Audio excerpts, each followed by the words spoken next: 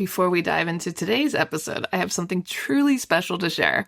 Next September, I'll be leading an intimate women's retreat through the south of France and northern Italy, and you're invited.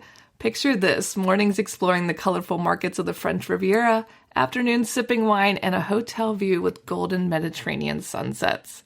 Whether you love photography, food, or just want to reconnect with your playful creative self, this trip is designed for you. Spots are limited, so if all this sounds like your kind of adventure, please visit tourwithabsolutely.com and look for the tour France and Italy with Crystal. You can also send me a message or check out the show notes.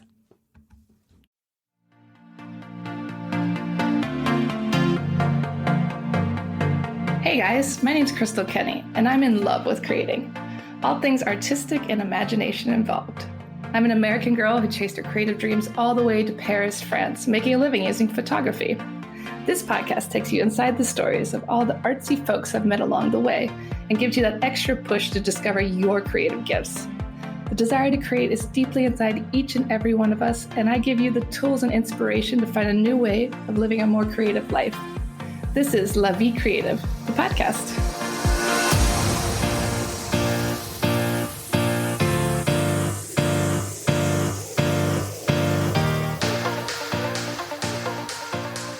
So welcome to the show, Sam. How are you today? I am in a really great mood because I am talking to Paris today. It's always a good place to be talking. Oh, my heart is just always in the city, Yeah, no, and you've been spending a lot more time there. We're definitely going to have to jump into that, but I always like to go back to the beginning of what got you started. You're an award-winning fiber artist and a quilt pattern designer. Talk a little bit about, from a youth age, like, how did you get into design? How did you get into quilting? I knew when I was 6 years old that I wanted to be an artist. And it was like the only thing that I ever really wanted. I am 63 years old. So, as a youngster, I was living in the United States. I am British by birth. And I would watch the Sunday cartoons. And this was like sort of a golden era of cartoons in the late 60s. The Hanna-Barbera cartoons. It's when we moved from Disney's really beautiful 20 odd frames a second, the Little Mermaid's hair wafts in the water, to the really fast, there's only like 3 positions of the legs when someone's running and 2 positions of the mouth when they're talking. So they were pumping out these cartoons and I would watch them and I would dream that I could be the person at the company that would fill in the colors if somebody else was drawing them. And then I would sit with the Sunday comics and try to redraw them. And so this sort of like built a love of sort of fast humor or, cheeky humor, and a love of font craft and a love of putting word and image together. Especially as it turns out, in a lot of ways, cartoons can sort of be the birthplace of editorial cartooning, the political editorial cartooning, which I think is an amazing skill. So I knew then. Also, like a lot of women of my generation, I learned to sew with my family. My mom sewed, my grandma sewed, my other grandma sewed, my stepmom sewed. I learned sewing at school. It wasn't a special skill in our generation. It was just what women did. So I've been sewing since I was 7. And the first thing I tried to make was a Barbie doll dress.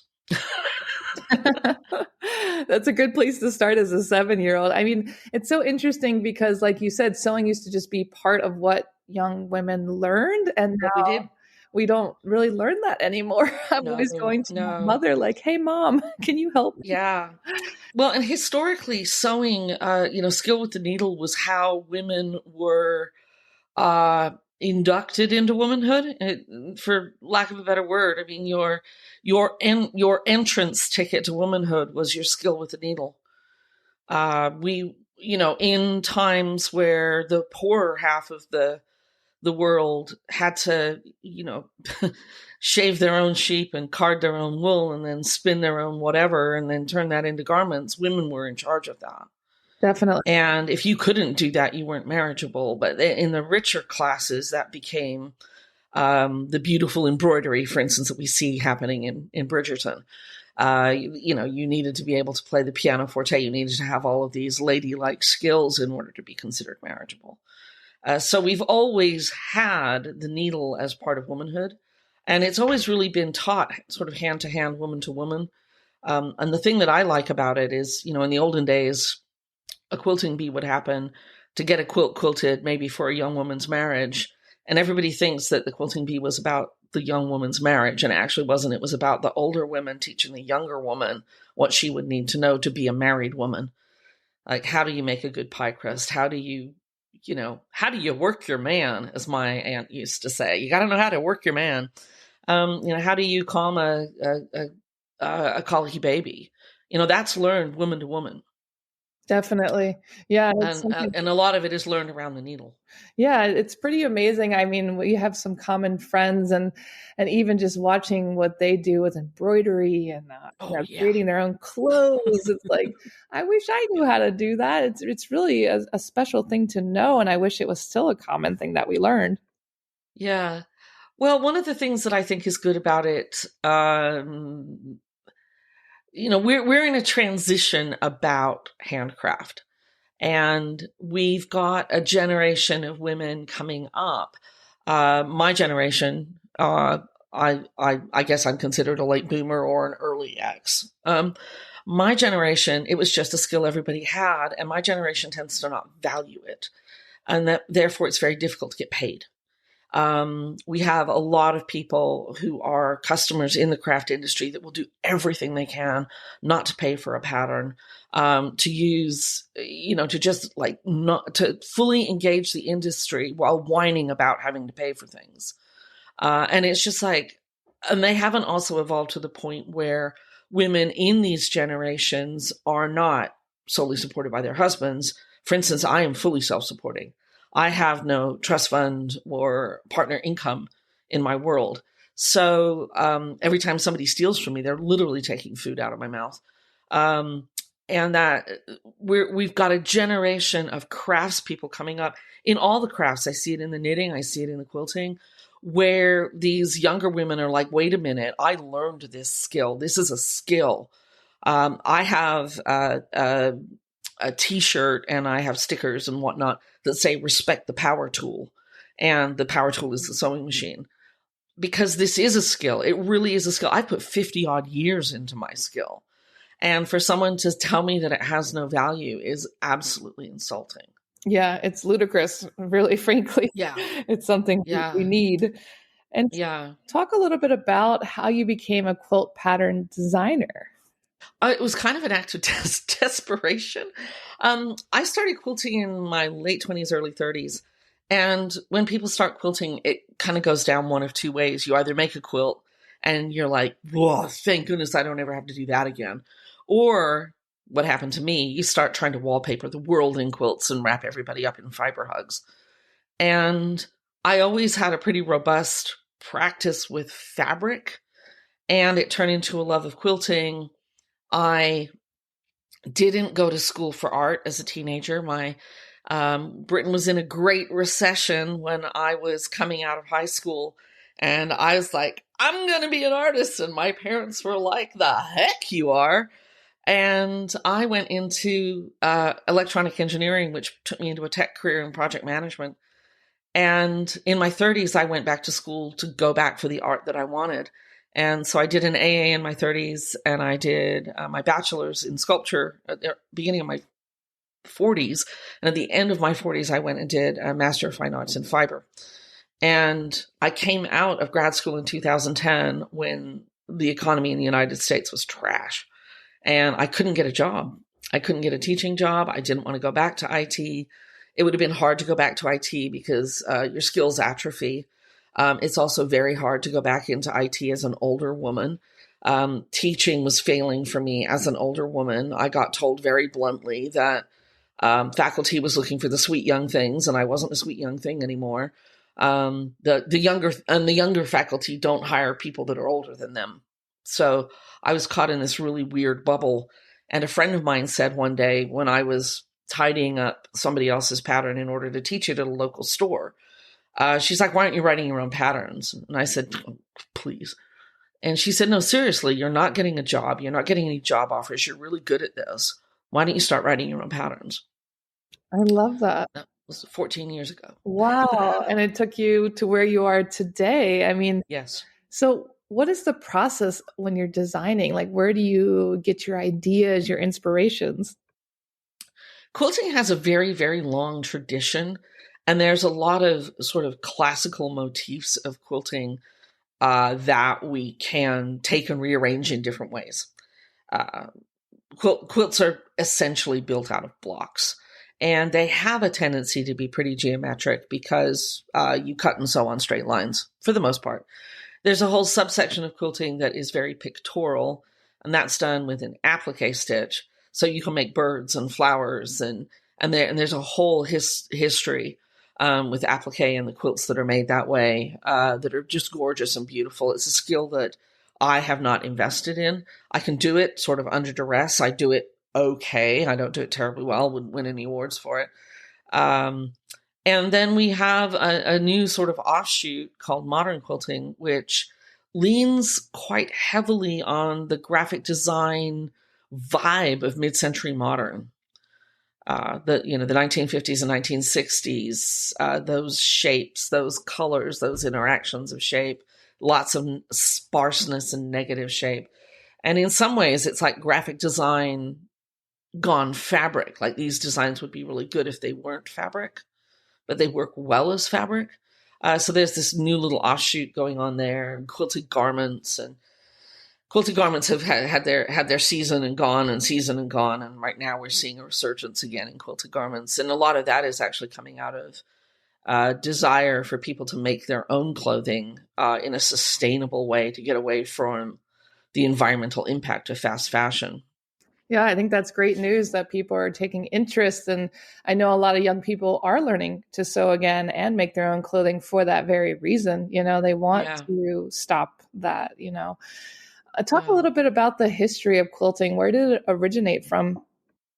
A lot of people think that it started out as a pioneer craft. In the frugalness of pioneer times in the United States, it actually started out as copies of Indian textiles called palampors that were like an embroidered tree of life and opulent birds with gorgeous feathers. So we started copying those it's a technique called broderie perse or Persian embroidery, where you would actually cut like those motifs out of, say, a chintz fabric and then applique them down to render a version of this Indian blanket knockoff that you were playing around with. So it actually kind of started out as a craft that was available to people, women of means. And it wasn't until, oh God, I do a lecture about this, but I'm always floppy on dates. Um, there was a uh, a book published that really encouraged, make, do, and mend, and frugality, and all of that. So that's where this like every last scrap of fabric idea came from, and that was also sort of coincident a bit with the migration across the United States from the east to the west coast, which was also then promoted by the Industrial Revolution, where we could not only move raw materials around, we could make fabric quickly. We could make it more regularly because we had machines to spin a uniform thread that could then be woven into a uniform cloth. We had better chemicals for our dyes, so they were more color fast. And we had the railroads taking all this stuff across the country. So, yeah, yeah. And it's turned out that fiber ends up being the voice I like to play in. And I still have my love of words and that sort of editorial cartooning thing and font crafts. So in my fine art work, I do a lot of work with words on things. So I love the incorporation of nature into your work as well. It's really fun, and kind of going back to the creation too. Of like it was like the Native Americans, the locals. I'm sure they had a lot of nature. Talk a little bit yeah. about how you demystify art. I know a lot of people think like, oh, it's impossible or it's this mystic thing. How do you make it accessible for everybody? I think making art accessible is without a doubt one of the most important jobs of the artist. And I know that flies in the face of the traditional art world that would like to keep the air incredibly rare around it, and make very obscure art or unobtainable or um, art that, well, I like art that imparts message. I tend to make art that imparts message when I'm left to my own fine art devices. But I studied with a man that always used to say that we artists have a privilege and a duty because we are the people that make the world beautiful enough to live in. And so I don't decry beauty at all. I mean, a beautifully rendered painting of a flower is gorgeous to me, even though it's not the art that I would choose to make. I prefer sociopolitical stuff, personally, in my hands, or just wordy things. But one of the things that I think I'm always reaching for in art is to give my viewer a toehold. And some of my favorite artists are artists that have put their work in the way of a public that isn't necessarily an art museum going public and invites them to come in and experiencing it. And Christo and Jean-Claude are primary on that. I've seen people go experience Christo's work that would never set foot in a museum. I like Jenny Holzer. She does a lot of wordy political stuff, but it's usually projected on the outsides of buildings. So again, it's in a space where somebody who's not coming into a museum to experience it, they can experience it out in the world. I mean, I know one of Christo's last projects to be seen was the wrapping of the Arc de Triomphe, right? Yeah, definitely. And I really wish I'd seen that. And the other thing about Christo that was absolutely amazing is all of the money that he used was basically raised out of him selling drawings of the work that they made, he and Jean-Claude.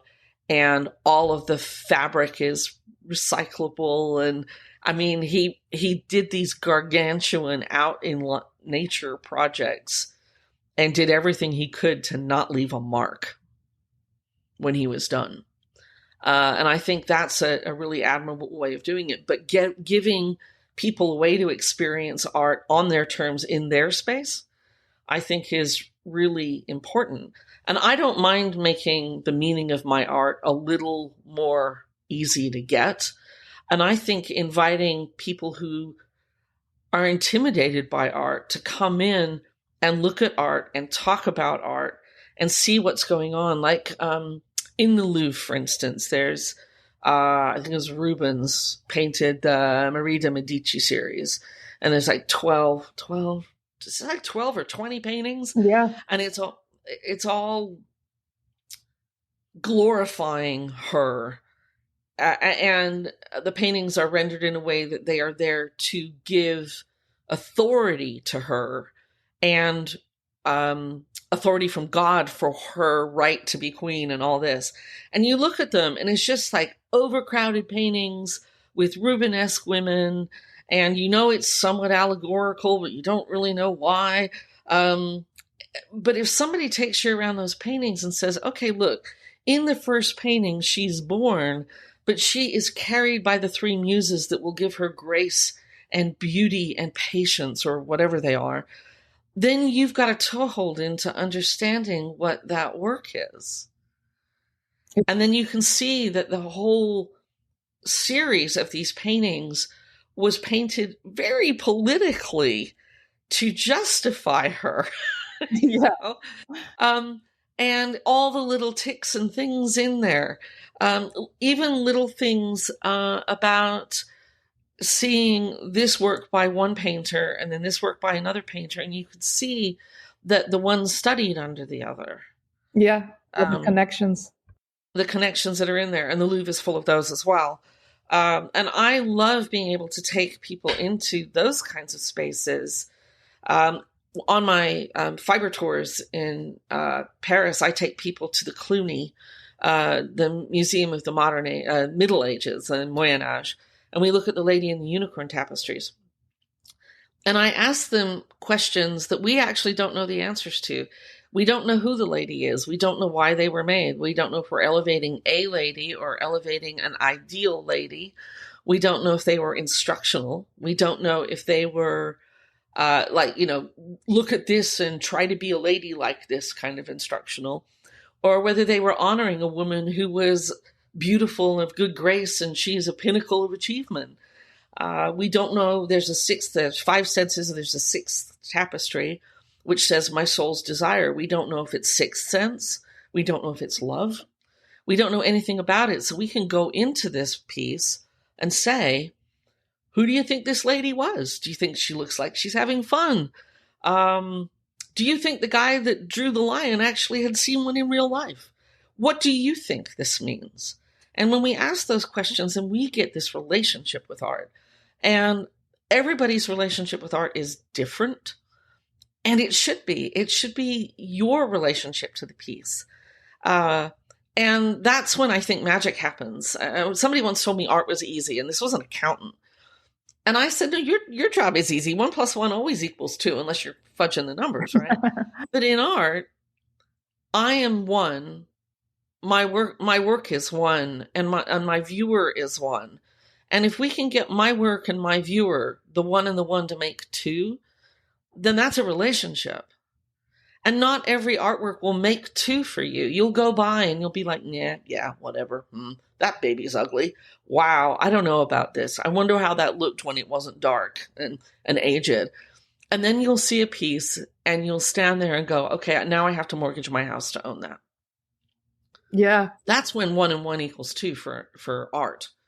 And I love the artist's relationship to its viewer. I love what you were saying about, starting conversations. Like, we don't actually know, but let's talk about it. Let's see what, and it's funny because I just interviewed another woman who, when she was in college, she came to Paris and she saw this painting in a church and she just connected with it and she had to go visit it every day. And it's like, you just don't know what's going to do that for you, but we need to have those experiences. Yes. Yeah. Yeah. And I actually have a little, it's how to navigate a museum. It's like top 10 things for how to navigate a museum. And they're funny. It's like, it's not like find the Mona Lisa, find, the Nike of Samothrace race. Like, it's not like find the top 10 pieces in the place. It's like, which piece, money and space aside, would you take home? Which piece made you laugh? Which piece made you uncomfortable? And why did you feel that way? What gave you that sense? Which piece reminded you of something in your childhood? And they're all, which pieces relate to you in this way? Not could you check off seeing Miss Mona? It's easy to check off seeing Miss Mona. Yeah. But it's harder to have a relationship with her. Definitely. And even think about how you're feeling, or if you're feeling anything at all, because now it's just become like, okay, I did it. Let's go have lunch. It's like, no, you need to have more of a experience, and ask questions so that you can have that experience. Yeah, absolutely.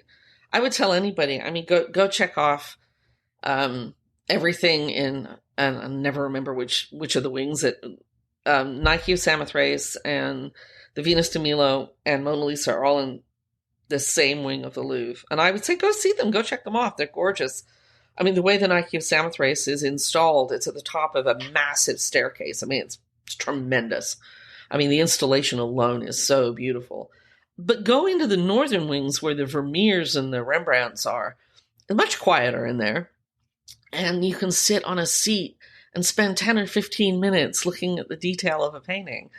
I found a little photo series in Amsterdam in the museum, Rijksmuseum, and it was all of these women looking side-eye. Like, I was looking at all of these paintings and all the women are like total side eye in it. And it was really funny to make this little photo essay about that. Like, look at all these women checking things out. I wonder what they were thinking. Um, so it's like, it doesn't have to be dusty fusty, and you don't actually have to know a lot about it. And that's the thing, I think, where the art world wants to keep it rare because it justifies them. And I think art is better experienced by more. Yeah, I love that because, like you said, it can be very like, you're not allowed, this is special. But no, it should be accessible to Yeah. everybody. And that's what you're doing, which Yeah. moves me into And your tours. Now you have the yeah, embroidered journey, which you're the embroidered taking journey. people around to Paris and London. Talk a little bit about that. Yeah, that sort of happened after I took a tour in Paris, and I had a really good time. But all the way through the tour, there was a part of me going, well, could I do this? And if I was going to do it, how would I do it? And then I went on 2 or 3 other tours, different places in the world, with different people, and sort of collected the best things that I thought they had done, and put it together, launched it for 2020, and it got closed down by the pandemic. And then we brought it back in 2022, and I've done it in fall 22, 23, 24, and I'm almost sold out for 25. So, and we take, what I like to say is we don't speed date Paris at a high level. You don't get a taste of all the big things that are in the guidebooks. I will take you through Paris culturally and deeply around fabric and textile. And it's the embroidered journey, not because I'm known for a lot of embroidery, although I do a lot of it. And again, my personal embroidery work. But I also don't believe in schlepping a lot of stuff when you're trying to create art. And I create a very little embroidery kit for them that's very, very portable. It's easy to carry in your handbag every day and stitch wherever you want to sit. And we spend some time sitting in community, stitching with each other like women used to. And I have amazing guides like Rebecca Devaney of Textile Tours of Paris. And we get some wonderful workshops from them. We do a walking tour with Zoe Petit of the Petite Guide. I'm working with another, and oh my gosh, Bonjour Oui Tour, Diane of Bonjour Oui Tour. She's a new tour guide in Paris. And she's working on one that I think is going to be hysterical. It's a tour of the Louis. I love So that. it's It's like different. people called Louis and what they have done historically in Paris. That's such a great idea. I know, and I'm not going to say more than that because I'm going to give away her thunder. But yeah, I've got, as Mr. Rogers said, look for the helpers. I have amazing helpers in Paris. Yeah. And like, we do a photography workshop because I was introduced to you, and you've given me one of your great photography teachers to do on my tours. Yeah. And It's so we really connected. enjoy it. So Yeah, no, it's all about connection. I mean, we talked about this yeah, before, and there's so much talent that can help people like experience these things in a way better way that actually has meaning. yeah. And how would you define creativity in your own words? Wow, that's a table turner. I think creativity is the desire to create something that doesn't yet exist. I like that. I ask all my guests that question, and everyone has a different answer. And it is kind of hard to define. Yeah. Yeah. I also believe that creativity at any level is good. I have people who, oh, I'm not an artist, I'm an artisan, or I'm just a crafter. And I'm like, I don't agree with you. I think anything that you creatively produce has artistry. Definitely. I couldn't agree more. And what are some future projects you're excited to share other than these amazing travel journeys you're taking people on?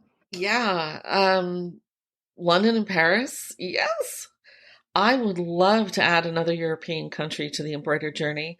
I've been striking out trying to find something in Italy, and I think next year I'm going to research Ireland.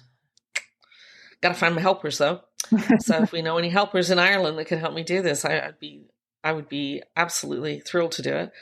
And this year I am adjusting my work schedule around pattern design in order to allow myself more time to create my own personal work, which as a solo entrepreneur, I'm sure you know, that's the beast that gets fed first all the time because it's the one that makes the money. But my soul has been shriveling a little through not making my own art. And I've been very consciously choosing me over other things in order to make a body of work that I would love to have standing that I don't currently have. I think that's beautiful. And yeah, I completely understand that because, we got to make money, but we also have to have some passion projects that we keep on the side just for ourselves.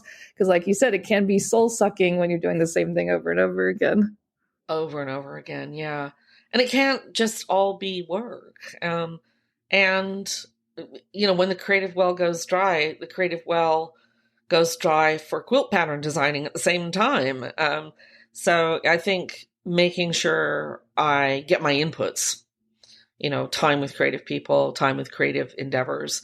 I just went to Portland's Art Museum. They have a fantastic exhibition going on right now. It's all late 1960s day glow band posters, for that are almost illegible because of their font craft. And it's just like all this neon and swirling shapes. And it was so wonderful to just look at different art and go, wow. And I came away inspired. I've got an idea for something now. So I think it's important to get the heck out of the house and certainly get off the screens, and get out there and engage with the art so that it can help you figure out what the muses are telling you to go do. I completely agree. I like that about the muses too. And I think that's a beautiful note to end on. Where can people connect with you and learn more about your business and take one of your tours?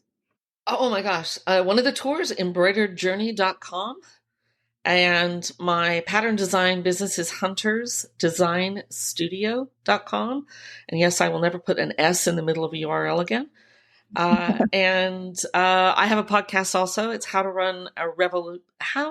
own a revolutionary craft business, revcraftbiz.com. And I talk to industry and craft professionals about how they run their businesses and how collectively can we change businesses for the better so that we all work a little less and make a little more. Well, I'm on board with that. I think that's a great idea. Thanks so much for sharing with us today, Sam, and we'll speak soon. We will. Thank you so much. It's been an honor. Thanks so much for tuning in to La Vie Creative. You can find more information on MissParisPhoto.com. And if you enjoyed this show, please feel free to share and spread the word for all my creative guests. We have the power to help them to keep doing what they love. See you next time.